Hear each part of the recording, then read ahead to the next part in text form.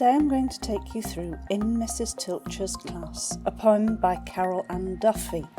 And In Mrs. Tilscher's Class was first published in 1990, and it was included in a collection of poems called The Other Country. And it's a possible allusion to the often misquoted line from The Go-Between, which is a novel that starts, "The past is a foreign country, they do things differently there." It is often misquoted as the past is another country, and the idea that these poems are looking back on the past is quite relevant. This one in particular gives us a nostalgic view of childhood and contrasts the innocence of childhood with the complications introduced by sexual awareness as the child who is the subject of the poem approaches adolescence. It's a poem that's filled with imagery which strongly evokes the senses, and there is a sense that growing up is a very sensual and sensory experience, and all of the senses are constantly evoked throughout the poem. So it begins, In Mrs. Tilscher's Class, the title of the poem. You could travel up the Blue Nile, and the title becomes part of the first sentence of the poem. And it evokes a primary school environment. Mrs. Tilscher is one teacher, and the idea of one teacher being with her class throughout is very much part of a British primary school experience. And all the way through the poem, Duffy uses the second person pronouns. She talks about you all the way through, speaking directly to the reader. And that has a lovely effect of not only evoking the childhood experience that she is retelling, but also of including the reader in it and of giving us a sense that we were there and we were a part of what she remembers. The idea of travelling up the Blue Nile suggests travel and exploration, and somehow the idea that education was a bit of an adventure.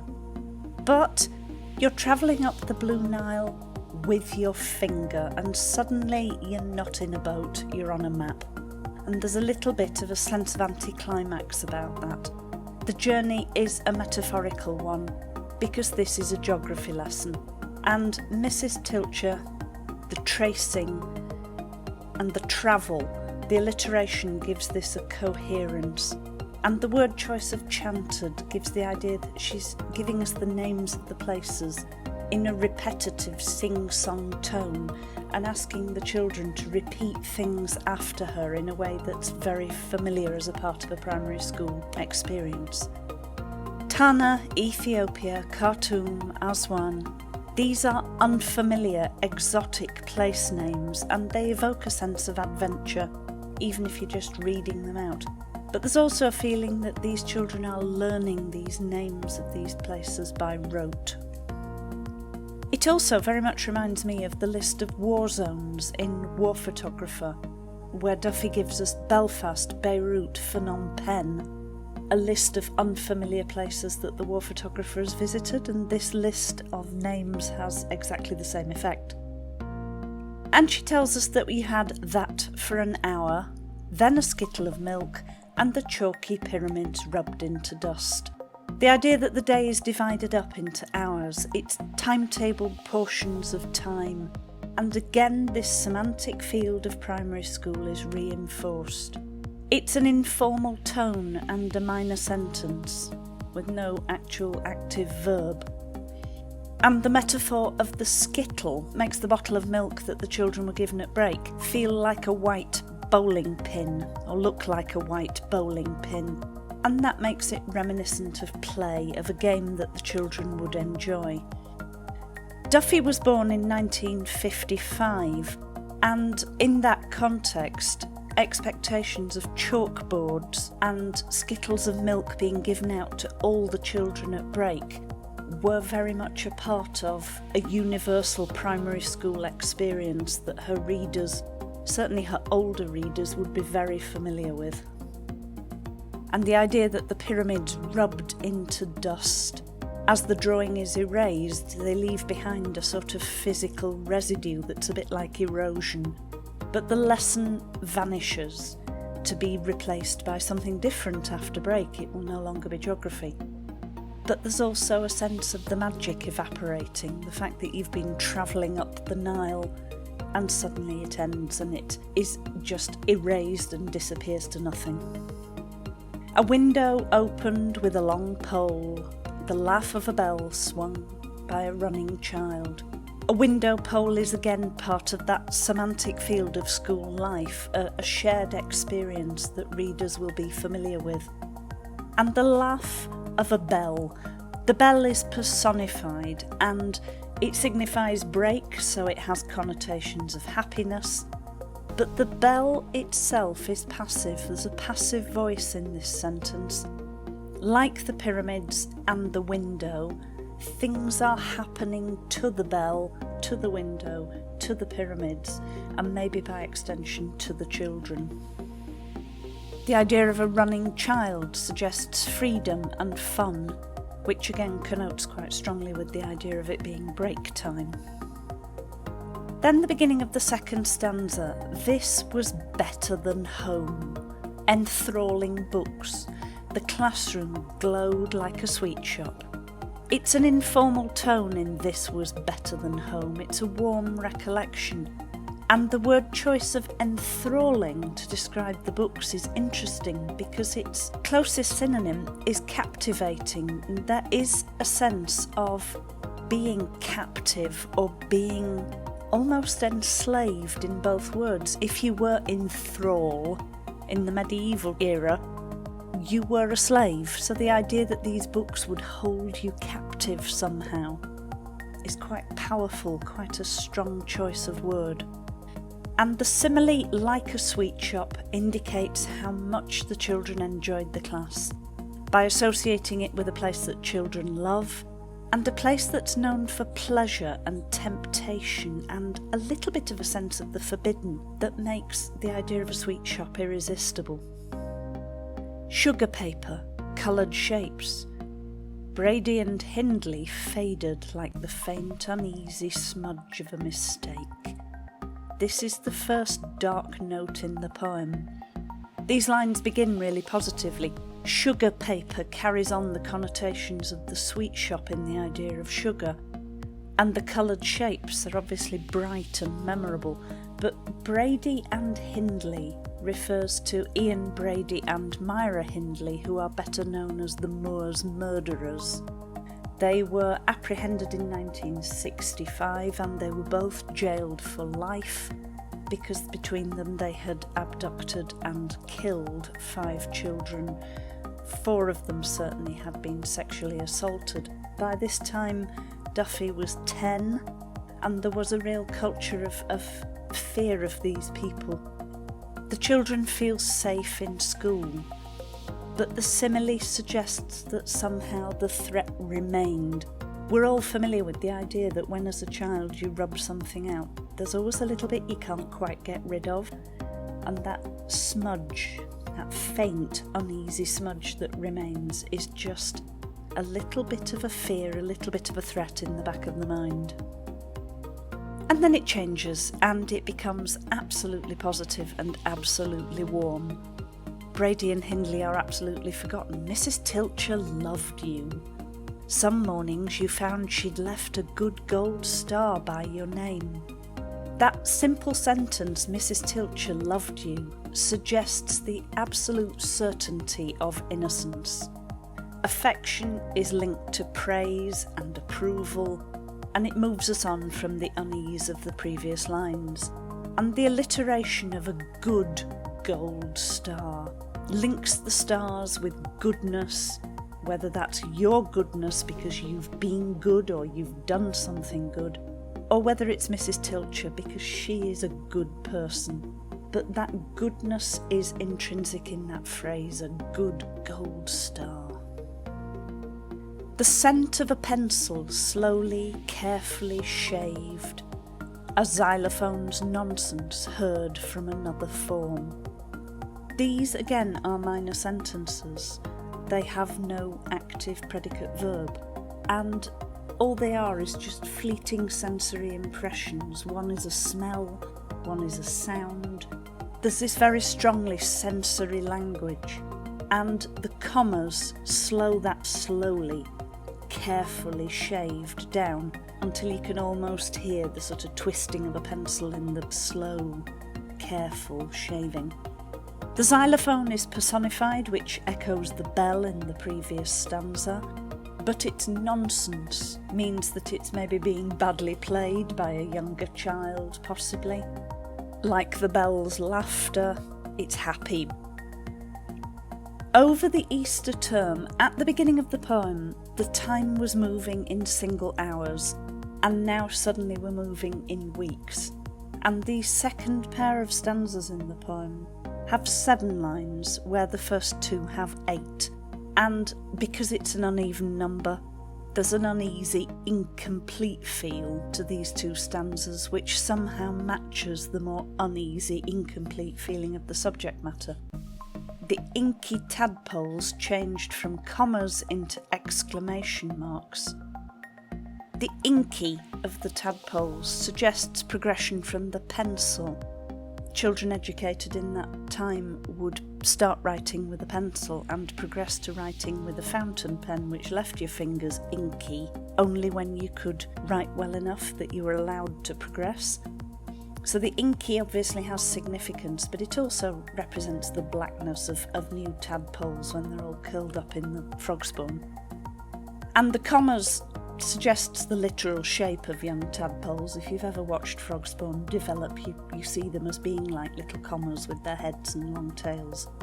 But then also commas introduce pauses into sentences, whereas we use exclamation marks for excitement and suddenness, and the exclamation marks are more upright and more of an assertive piece of punctuation, which I think again is symbolic of the fact that the children are growing up and becoming more assertive.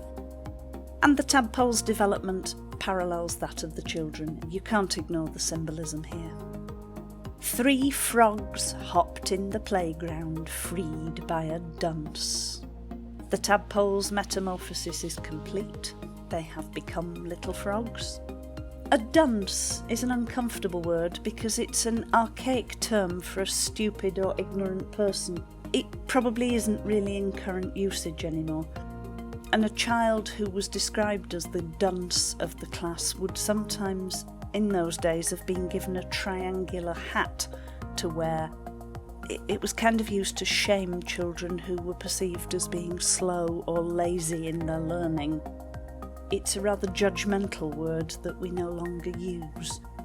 But it suggests, in the way that Duffy uses it here, that the tadpoles either weren't ready for their freedom, that they were freed too early, or that they were freed in the wrong place, and maybe the playground wasn't the best place to let 3 little brand new frogs go. They were followed by a line of kids jumping and croaking away from the lunch queue. The children copy the frogs, and that emphasises the metaphorical link between them. And maybe in the use of croaking, you could see it suggests that the boys' voices were beginning to change as well, as they begin to grow and develop. A rough boy told you how you were born. The phrase "a rough boy" implies the speaker's sheltered upbringing. The word choice "rough" and the fact that he needed to tell her how she was born. He knew, she didn't. Her ignorance of the facts of life perhaps suggests this sort of sheltered upbringing. And the idea of the rough boy here reminds me very much of the big boys in Originally, where she talks about them eating worms and shouting words you do not understand. There's that sense of being alienated from these boys that runs strongly in both poems. The fact that she uses the phrase "he told you how you were born" is still slightly euphemistic, because the context as these lines go on is that he's told her about sex, and this isn't quite the "how you were born" is still a slightly coy way of saying it. You kicked him, but stared at your parents, appalled when you got back home. It's ironic that she kicked him when he is described as the rough one, but the physical reaction shows that there's a very strong emotional response to this knowledge that has been shared with her. and a very strong desire to deny it. I think kicking him is definitely not an acceptance of what he has said. But the complex sentence reflects that there are some complex emotions in play here.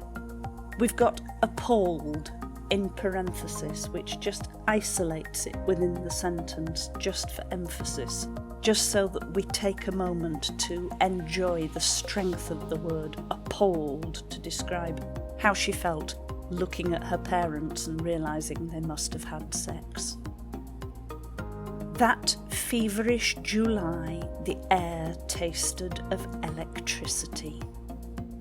And the air tasting of electricity, you've got a kind of synesthesia thing going on that's a fusion of different senses. That's something that Carol Ann Duffy plays with in one or two of her poems. Electricity has this sense of danger and the forbidden about it, but also a bit of a frisson, a bit of a sense of excitement. And the word feverish has connotations of illness, but also again a sort of excitement and a frenzied feeling. A tangible alarm made you always untidy, hot, fractious under the heavy, sexy sky. Again, the language here is laden with sensory description. Tangible means it can be sensed by touch, and that rather exaggerates the physical sensation of alarm, something like excitement but a little bit tinged with fear, and being always untidy and hot. Fractious means irritable or quarrelsome, and it comes from the same root as fracture, so you get a sense of there being something either broken or about to break. The sexy sky. It's not the sky that feels sexy, it's her. And it's the transferred epithet, the fact that the adjective is applied to not quite the right thing, that allows us to blame the weather for the tension that's generated in the children by developing sexual awareness. Let's blame the sky for it. You asked her how you were born, and Mrs. Tilscher smiled, then turned away. Reports were handed out. Mrs. Tilscher knows the answer. The question is a trap, and she avoids it. She smiles and turns away. She doesn't answer. I think there are all sorts of reasons why. She knows that she's being challenged. She knows that possibly this question is designed to embarrass her. Does she smile out of genuine amusement? Or is it kindness because she understands not just that you're trying to embarrass her, but why? And the reason why is that there is a perfectly natural breach in this relationship that Mrs. Tilscher has shared with her pupils. She turns away, and that is symbolic of the breaking of the bond. This is no longer the language of Mrs. Tilscher loved you. Now she doesn't answer your questions and she turns away from you, but it's right that she does. Not because she's grown away from the children, but because they've grown away from her, and she lets it happen because it's right that it does happen. Reports were handed out.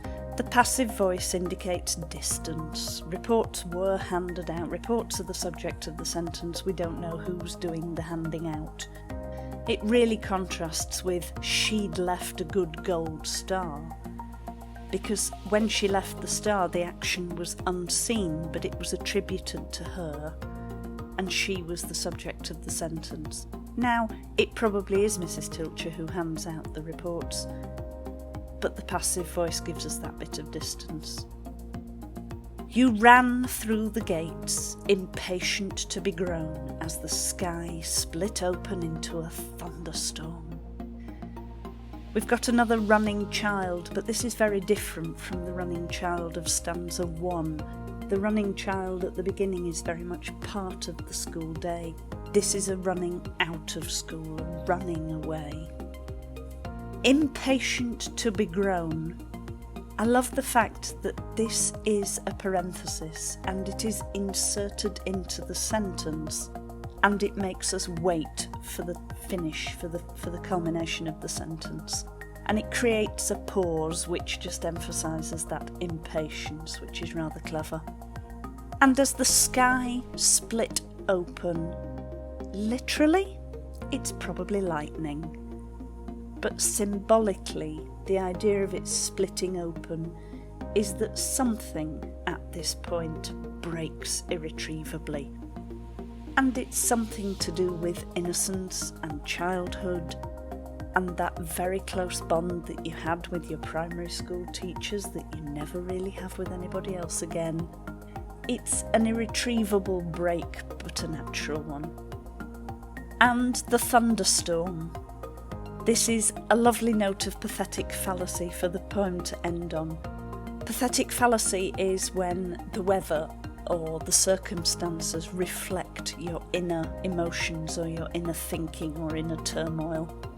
So in this case, the violence and unpredictability of adolescence are reflected by the violence and unpredictability of the weather.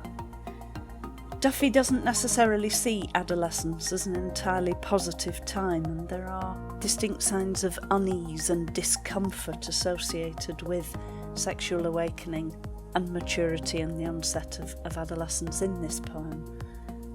But she captures it with a nostalgia for childhood and a tenderness for the whole experience, which is really rather lovely.